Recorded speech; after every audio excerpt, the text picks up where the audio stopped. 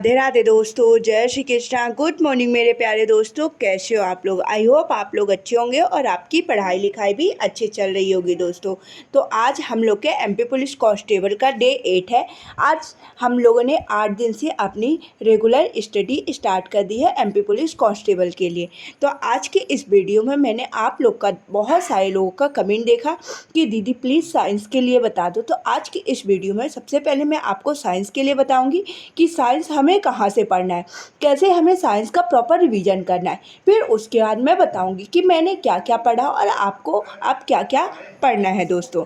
तो साइंस के लिए चलिए अब मैं कुछ चीज़ें इंपॉर्टेंट बता देती हूँ, क्योंकि साइंस के हमारे अगर हम एमपी पुलिस कांस्टेबल का प्रीवियस ईयर पेपर लगाएंगे तो उसमें लगभग 10 से 12 क्वेश्चन साइंस से पूछे जाते हैं, ठीक ना। 35 नंबर का जीके जीएस में 10 से 12 क्वेश्चन साइंस के पूछे जाते हैं, जो कि बहुत ज़्यादा मतलब इम्पॉर्टेंट हो जाते हैं अगर हमको जीके जीएस में अच्छे नंबर स्कोर करना है। वो भी साइंस में बायोलॉजी और केमिस्ट्री और फिजिक्स, मतलब लगभग तीनों से क्वेश्चन पूछे जाते हैं, बट बायोलॉजी और केमिस्ट्री से ज़्यादा ही क्वेश्चन पूछे जाते हैं। तो अब हमें अगर 10 से 12 क्वेश्चन को बनाना है तो इसके लिए हमें क्या करना चाहिए, कैसे पढ़ना चाहिए। तो सबसे पहले आपको यूट्यूब में आप जाओगे, science play list RWA group D search करोगे तो उसमें मैम ने साइंस बायोलॉजी पढ़ाई है और सर लोगों ने फिजिक्स और केमिस्ट्री पढ़ाई है प्रॉपर, मतलब ग्रुप डी के लिए उन्होंने पढ़ाया। अगर हम ग्रुप डी के लेवल की साइंस कंप्लीट कर लेंगे तो हमारा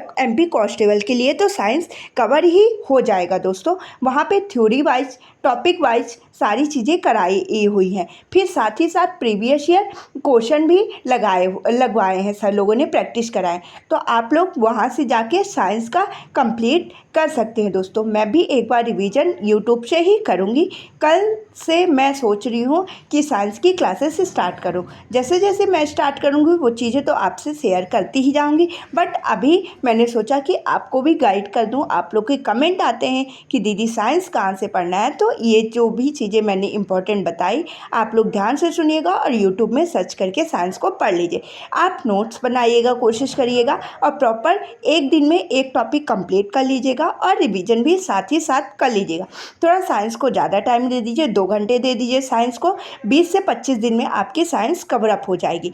और अगर आप 10 से 12 क्वेश्चन ये साइंस के बना पाओगे तो आपके नंबर अपने आप इंक्रीज होना स्टार्ट हो जाएंगे दोस्तों। तो चलिए, ये रही कुछ इंपॉर्टेंट चीज़ें जो मैंने आपसे शेयर कर दी। अब हम लोग अपनी स्टडी की ओर बढ़ते हैं। तो जैसे कि आपको पता है कि इस टाइम पे हम लोग हिस्ट्री में आधुनिक इतिहास को लेकर चल रहे हैं। आधुनिक इतिहास में मैंने अभी तक भारत में व्यापारिक कंपनियों के आगमन को, कर्नाटक युद्ध को, बंगाल के नवाब को, प्लासी का युद्ध, आंग्ल मैसूर युग, आंग्ल मराठा युग और बंगाल के गवर्नर जनरल तक कंप्लीट कर चुका था।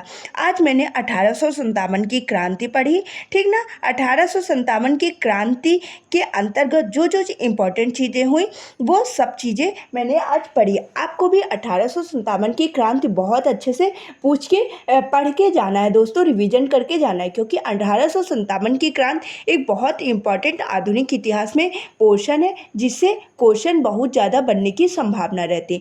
तो आपको भी अच्छे से कवर करके चीज़ें जाना है दोस्तों। फिर जब मेरा मतलब हिस्ट्री वाला टॉपिक पूरा कंप्लीट हो गया था तो मैंने पॉलिटी की ओर बढ़ा।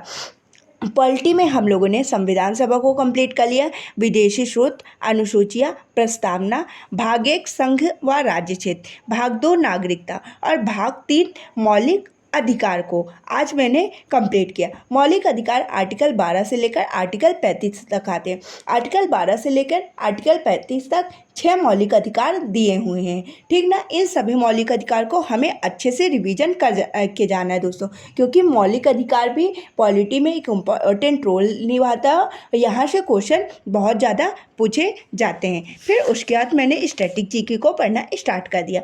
स्टैटिक जीके में हमने शास्त्रीय नृत्य, शास्त्रीय भाषा और विश्व धरोहर को कल तक कंप्लीट कर लिया था।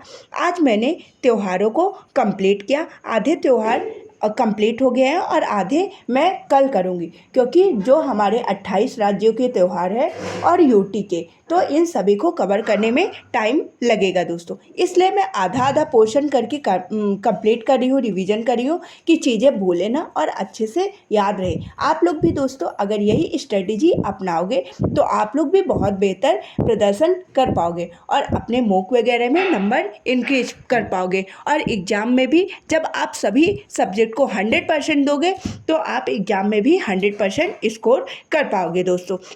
इसके बाद मेरा रिवीजन वाला पोर्शन पूरा कंप्लीट हो गया था। साथ ही साथ मैं दोस्तों करेंट अफेयर की भी क्लासेस डेली लेती हूँ। आपको भी करेंट अफेयर की क्लासेस डेली लेना है, क्योंकि अगर आप करेंट अफेयर की क्लासेस डेली लोगे उसके माध्यम से आपका डेली का करेंट डेली रिवीजन हो जाएगा।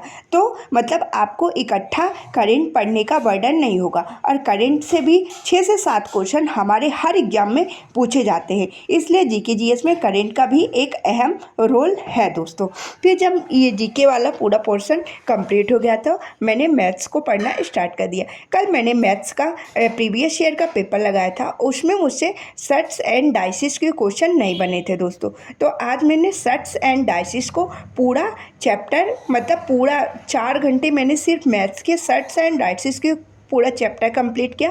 और उससे रिलेटेड सिर्फ आज मैंने तो 20 ही क्वेश्चन प्रैक्टिस कर पाई। कल कोशिश करूँगी कि 100 क्वेश्चन तक प्रैक्टिस करूँ, जैसे जब मैं नेक्स्ट कोई भी मॉक टेस्ट दूँ या प्रीवियस ईयर पेपर लगाऊँ और उसमें सट्स एंड डाइसिस के क्वेश्चन बने मिले तो वो मैं आसानी से बना पाऊँ दोस्तों।